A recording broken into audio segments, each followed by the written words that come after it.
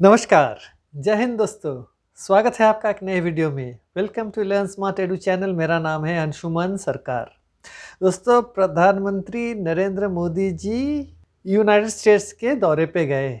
2 दिवसीय दौरा था, लेकिन बहुत ही सफल दौरा था। ये एक बहुत ही महत्वपूर्ण चीज़ है कि भारतीय प्रधानमंत्री के साथ यूनाइटेड स्टेट्स के जो प्रेसिडेंट डोनाल्ड ट्रंप हैं, उन्होंने मुलाकात करी। वो सिर्फ अभी 20 ही दिन हुए हैं, 20-25 दिन हुए हैं वो अपने जो है दूसरे टर्म में प्रेसिडेंट बने हैं। और पहले ही बड़ा जो मीटिंग है उन्होंने भारत के प्रधानमंत्री श्री नरेंद्र मोदी जी के साथ करी है। ये बहुत ही बड़ी चीज़ है। इस बातचीत में बहुत सारी बातें हुई हैं, डिफेंस से लेके, ट्रेड से लेके, टेररिज्म से लेके कई सारी चीज़ों पे बातचीत हुई है, और पाकिस्तान और बांग्लादेश के लेके भी बातचीत हुई है। तो इस वीडियो में जो है मैं बहुत सारी बातें डिस्कस करूंगा, और बहुत ही महत्वपूर्ण बातें जो कि पाकिस्तान और बांग्लादेश को लेके हैं वो मैं बताऊंगा आपको। तो वीडियो पे बने रहे। और अगर आप लोगों ने चैनल को सब्सक्राइब नहीं किया है तो चैनल को ज़रूर सब्सक्राइब करें और वीडियो को अंत तक देखें। और अगर वीडियो आपको अच्छा लगे तो वीडियो को लाइक ज़रूर करें। तो चलिए आगे बढ़ते हैं। दोस्तों, कहा जाता है कि नरेंद्र मोदी जी जो है उन्होंने जो बातचीत करी है डोनाल्ड ट्रंप से, कहते हैं वो बोल रहे हैं कि 2030 तक भारत और जो यूनाइटेड स्टेट्स के बीच जो ट्रेड होगा वो 500 बिलियन तक पहुंच जाएगा। सोचिए द वॉल्यूम ऑफ ट्रेड, कितना बड़ा अभी ट्रेड बढ़ने वाला है भारत और यूनाइटेड स्टेट्स के बीच। तो अमेरिका और भारत के बीच जब ट्रेड बढ़ेगा तो जो इकोनॉमिक ग्रोथ है भारत का वो भी बढ़ने वाला है। इसीलिए तो जैसे कि प्रधानमंत्री मोदी जी ने क्या कहा, मोदी जी ने ये कहा कि अमेरिका जो है वो डोनाल्ड ट्रंप क्या बोलते हैं, MAGA, मागा, मेक अमेरिका ग्रेट अगेन। उसी तरह से अगर अमेरिकन इंडिया के बारे में बोलेंगे MIGA, make India great again. तो उन्होंने क्या कहा, MAGA plus MIGA is equal to mega partnership. तो ये एक बहुत अच्छी तरह से उन्होंने समझा दिया कि अगर 2 देश मिलकर ट्रेड करेंगे तो कितना बेनिफिट होगा दोनों देशों का। इससे हमारे देश का जो है प्रगति और जल्दी होने वाला है। बहुत सारी चीज़ें उसमें होने वाली है, जैसे कि दोनों देशों के बीच जो है ट्रेड रिलेशंस, इमिग्रेशन को लेके, फिर मिलिट्री सेल्स को लेके, न्यूक्लियर टेक्नोलॉजी को लेके बहुत सारी बातें हुई हैं। कम से कम 10 जो है बड़े एग्रीमेंट्स जो है उसमें हुई है बातचीत के दौरान।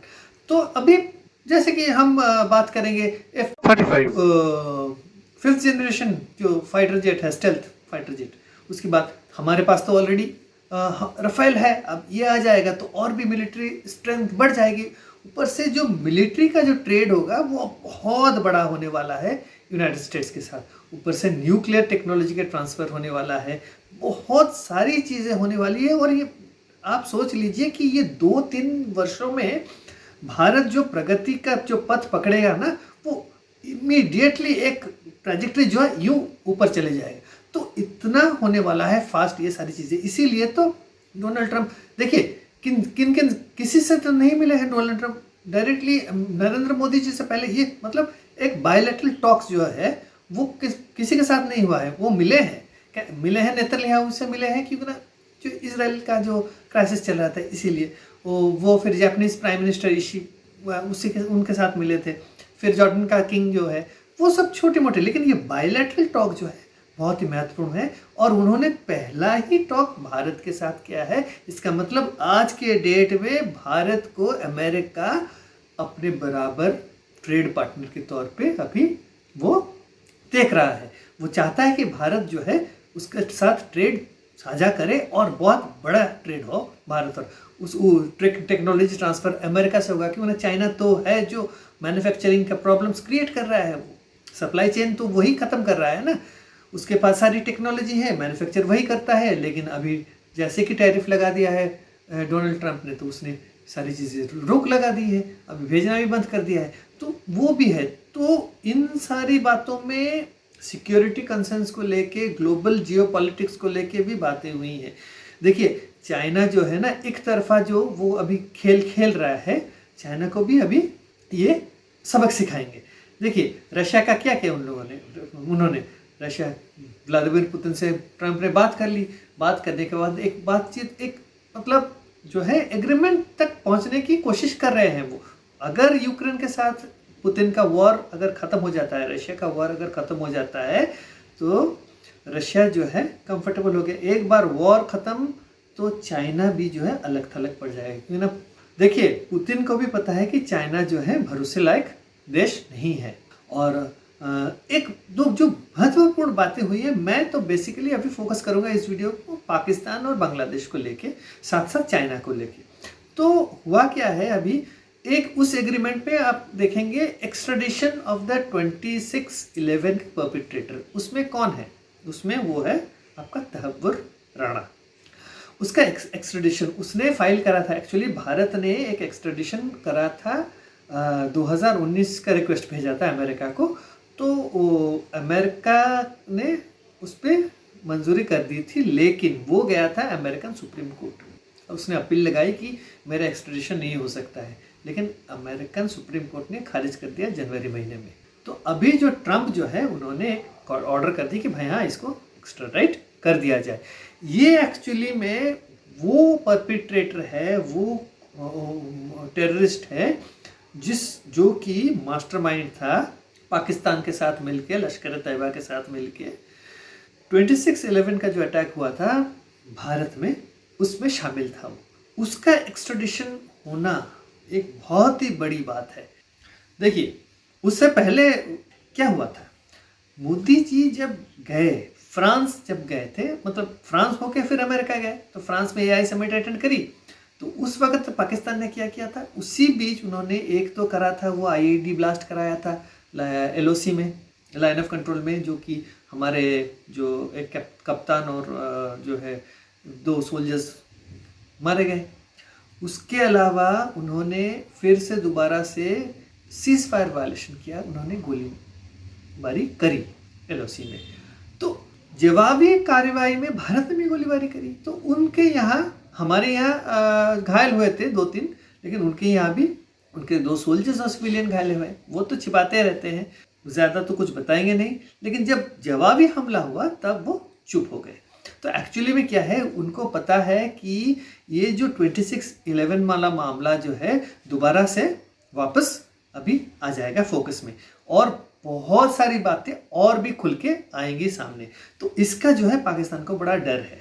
तो वो आपको याद है कि पाकिस्तान ऑक्युपाइड कश्मीर में उन लोगों ने हमास वालों को भी बुला के एक वो जुलूस निकाला था, एकदम फाइटर्स वाइटर्स को लेके सड़कों पे एक रैली निकालना, बहुत उनको खातिरदारी करना हमास के टेररिस्ट्स को। सोचिए वो हमास को भी इन्वॉल्व कर रहे हैं अब पाकिस्तान ऑक्युपाइड कश्मीर में। तो अभी जो है मोदी जी को 20 दिन के भीतर बुलाना, मतलब मोदी जी का जो इम्पोर्टेंस है ग्लोबल पॉलिटिक्स में अभी समझ आ रहा है पाकिस्तान को। उसको लग रहा था कि भाई क्या है, भाई तुम लोग कुछ नहीं हो, Pakistan is irrelevant at this time. Pakistan का क्या रिलेवेंस है, एक्सेप्टिंग उनको, उनके जो है आर्मी को मर्सनरी के तौर पर हायर किया जाता है कि भाई तुम्हारा जो है बेस हम यूज़ करेंगे टू अटैक। अफगानिस्तान के भीतर टेररिज्म हो रहा है तो हम उसको उस पर अटैक करेंगे, कहीं और होगा तो उस पर अटैक करेंगे, कहीं कल को अगर ईरान के अगेंस्ट ज़रूरत पड़ेगी तो उनको इस्तेमाल कर सकते हैं। लेकिन अब नहीं लगता मुझे पाकिस्तान की इस्तेमाल की जाएगी, क्योंकि पाकिस्तान की जितनी इस्तेमाल की जाएगी उनको पैसे देने पड़ेंगे। तो पैसे जब दिया जाता है तो वो जो है ना आंखें दिखाते हैं वापस। ये अभी नौबत है। अब इस मीटिंग में जो है चाइना, पाकिस्तान और बांग्लादेश को लेके क्या बातचीत हुई है? बातचीत बहुत सारी हुई है। कि पहले हम शुरू करेंगे चाइना को लेके। चाइना को जो है अभी जो है चाइना के ऊपर बाज गिरने वाला है, क्योंकि ना ट्रंप ने जो है एक मल्टीलैटरल कोऑपरेशन जो है वो अभी वो शुरू कर रहे हैं। एक्चुअली में क्या है, क्वाड शुरू किसने किया था? क्वाड शुरू किया था डोनाल्ड ट्रंप ने, लेकिन बाइडेन आने के बाद वो धीमा पड़ गया। लेकिन जो है अब जो है ये दोबारा से इसको और भी स्ट्रेंथन करेंगे, क्योंकि ना Indo Pacific region, Indian Ocean region और अरेबियन सी, ये पूरा रीजन जो है इसको जो है बिल्कुल मैरीटाइम जो है जो पाथ है उसको पूरा फ्री रखना है।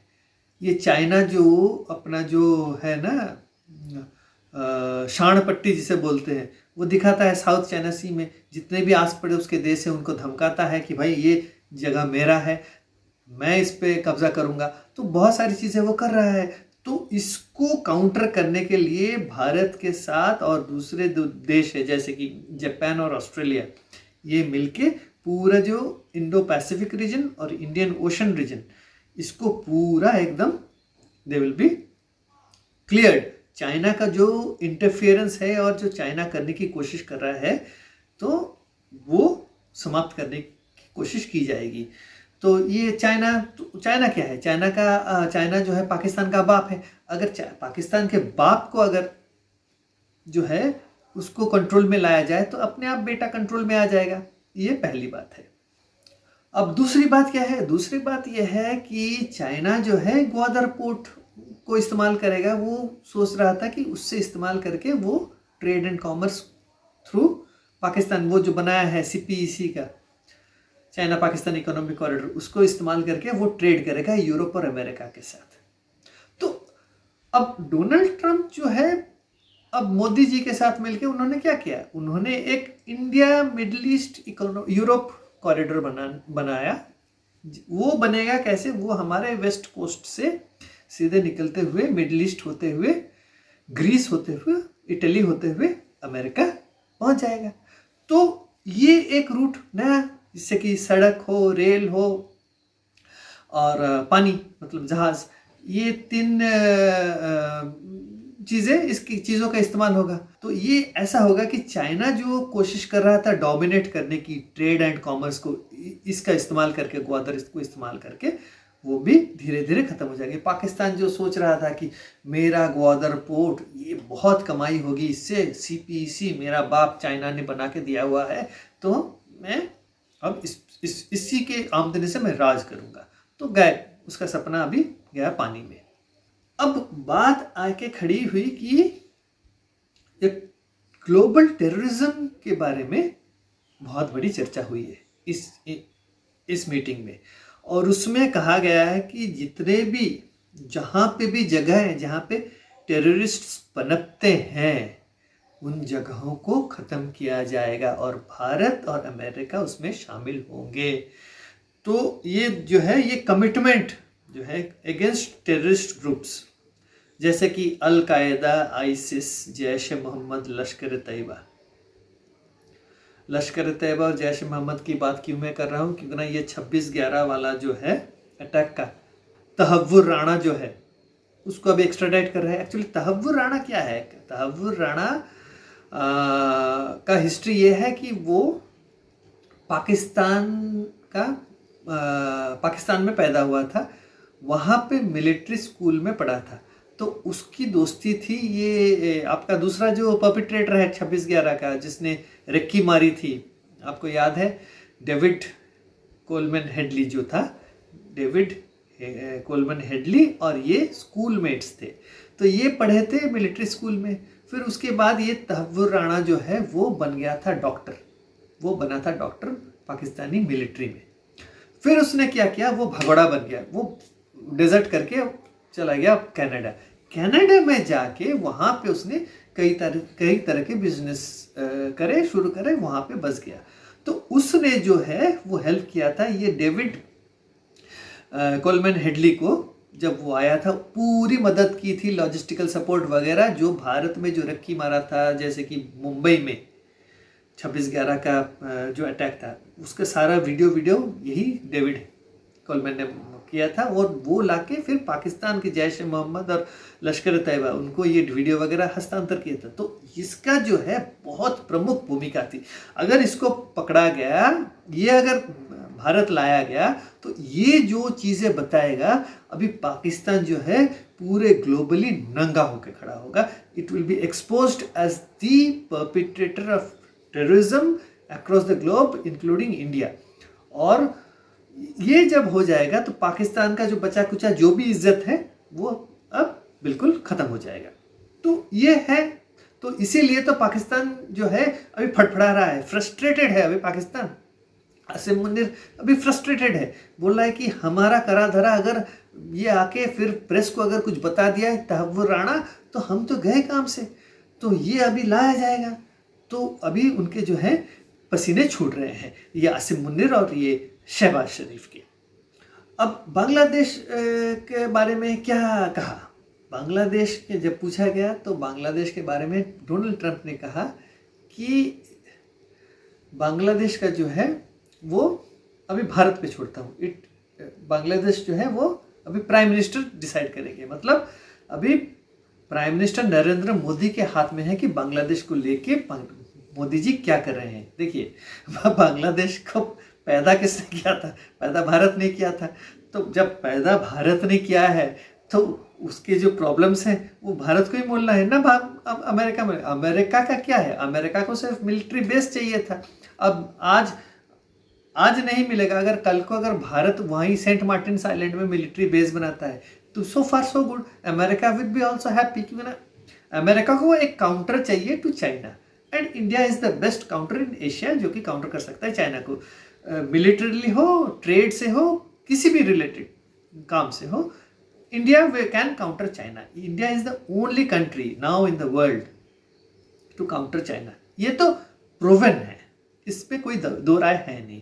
तो ये है। अब बांग्लादेश जो है, अब बांग्लादेश भी सोचेगा कि ना मोहम्मद यूनिस जो है बहुत, मतलब he had got a long rope, कुछ भी कर रहा है यार।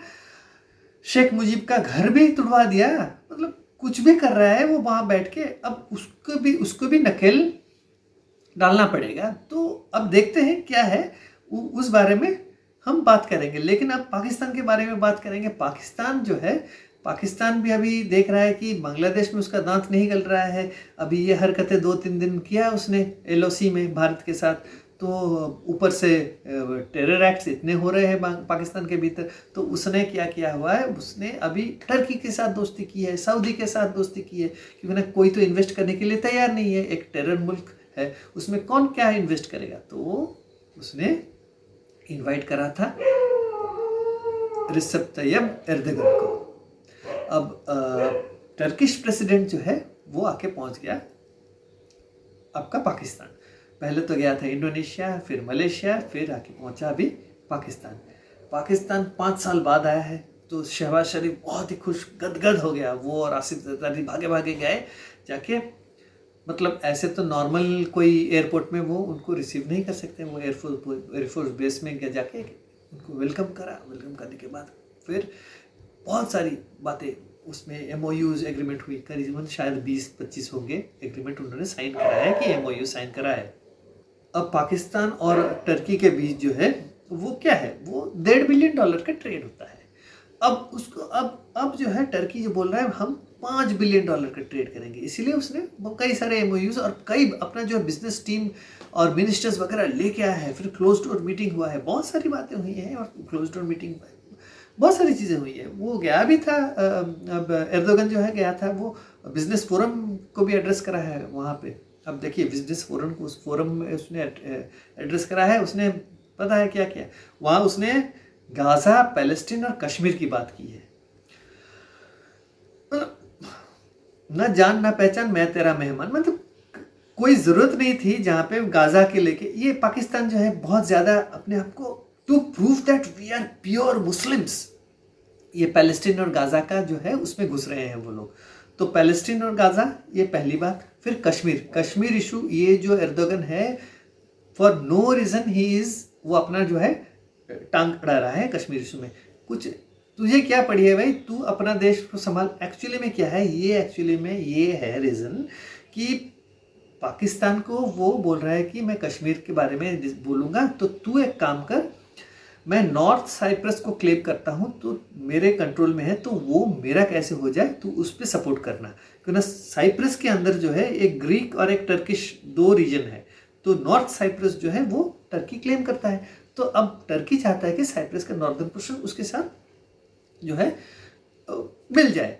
तो इसी कारण जो है वो बोल रहा है कि पाकिस्तान को तू मुझे उस पर सपोर्ट कर, मैं तुझे कश्मीर पे सपोर्ट करूँगा। भाई Kashmir issue is totally different, उस पर एवरीथिंग इज़ लीगली सेटल्ड, इसमें कोई डिस्प्यूट है ही नहीं। सिर्फ है कि पाकिस्तान को वहाँ से पाकिस्तान ऑक्युपाइड कश्मीर को छोड़ के चले जाना है, यही रीज़न है। तो अब जो है वो सारी चीज़ें बातें हो रही है। अब जो बात हो गई है, अब अमेरिका और भारत के बीच जो बात हो गई है, अब नहीं लगता कि ये जो चीज़, ये जो पाकिस्तान जो हर रोज़ जो ये कश्मीर का इशू लेके कर रहा है, ये हो पाएगा। और ये एर्दोगन जो गाज़ा और फ़लस्तीन की बात कर रहा है, डोनाल्ड ट्रंप ने बोल दिया है कि भाई गाज़ा पट्टी खाली करके भाग जाओ फ़िलिस्तीनियों, ये जो है गाज़ा अब मेरा इलाका होगा। अमेरिका उसको रिजॉर्ट बनाएगा, कुछ करेगा, जो भी करेगा अमेरिका। तो अब अरब वर्ल्ड जो है वो नाखुश है, वो बोल रहे हैं कि हम तो अलाउ नहीं करेंगे फ़लस्तीन को। भाई ट्रंप ने ठान ली है, मतलब वो करके छोड़ेगा। जैसे कि ये जो पैलेस्टीनियंस, ये जो हमास जो है वो छोड़ नहीं रहे थे ना जो इजरायलीज को, हॉस्टेजेस को, क्या कहा भाई इतना मैं मारूंगा कि नानी याद आ जाएगी। इमीडिएटली राजी हो गए, बोले हाँ हाँ छोड़ रहे हैं, हम लोग छोड़ रहे हैं। तो डोनाल्ड ट्रंप जो बोलेगा वो करेगा। तो ये एर्दोगन क्या है, अभी ये एर्दोगन जो अरब वर्ल्ड का अभी लीडर बन के फिर रहा है। पाकिस्तान, देखिए पाकिस्तान जो है, पाकिस्तान के पास अब पैसा नहीं है, तो उसको जो है अभी इन्वेस्टमेंट चाहिए। इन्वेस्टमेंट करने के लिए कोई राज़ी नहीं है। ये टर्की, ये सऊदी, यही सिर्फ इन्वेस्टमेंट करने के लिए राज़ी हो रहे हैं। क्योंकि ना सऊदी इन्वेस्टमेंट करने के लिए राज़ी इसलिए है क्योंकि ना उसने लोन दे रखा है, अब ये वापस नहीं कर रहा है। तो ये क्या कर रहा है, अभी ज़मीनें, माइंस वगैरह सऊदी ले रहा है। अब टर्की क्या करेगा, जो आर्म्स एंड एमुनिशंस की कुछ डील करेगा, बोलेगा कि देखो भाई तुम्हें तो खतरा है, तो मैं तुम्हें हेल्प कर रहा हूँ। और पाकिस्तान जो है वो भी बोल रहा है कि मैं कुछ आर्म्स एंड एमुनिशंस अगर कुछ मैन्युफैक्चर कर सकता हूँ, को किसी टेररिस्ट ऑर्गेनाइजेशन को बेच के मुझे कुछ पैसे कमाई हो जाएगी। तो ये सिचुएशन है। तो अभी जो है पाकिस्तान का जो हालत और भी बुरा होने वाला है अगर China is cornered after the Trump Modi talks. इसके बाद पाकिस्तान का जो बचा कुचा जो भी थोड़ी बहुत भी कमाई हो रही है ना चाइना के थ्रू, वो भी खत्म हो जाएगी। और ये जो ट्रेड वगैरह भी जो है धीरे धीरे, और कुछ नहीं होने वाला है। पाकिस्तान जो है समझ लीजिए खत्म है अभी। तो पाकिस्तान का जो बांग्लादेश में हरकत, अब वो भी बंद होने वाला है क्योंकि मोदी जी के हाथ में आ गया सब कुछ। अब मोदी जी जो करेंगे, अमेरिका जो है अभी दूसरे तरफ नज़र फेर लेगा, वो देखेगा भी नहीं कि मोदी जी कर क्या रहे हैं बांग्लादेश के भीतर। तो ये अभी सिचुएशन है। पाकिस्तान की हालत तो बुरी होगी, अब बांग्लादेश का भी सही जगह उसको दिखा दी जाएगी। तो इसी के साथ मैं इस वीडियो को यही समाप्त करता हूँ। अगर आपको वीडियो अच्छा लगे तो वीडियो को लाइक करें, और अगर आपने चैनल को सब्सक्राइब नहीं किया है तो चैनल को ज़रूर सब्सक्राइब करें। तो अगले वीडियो तक नमस्कार।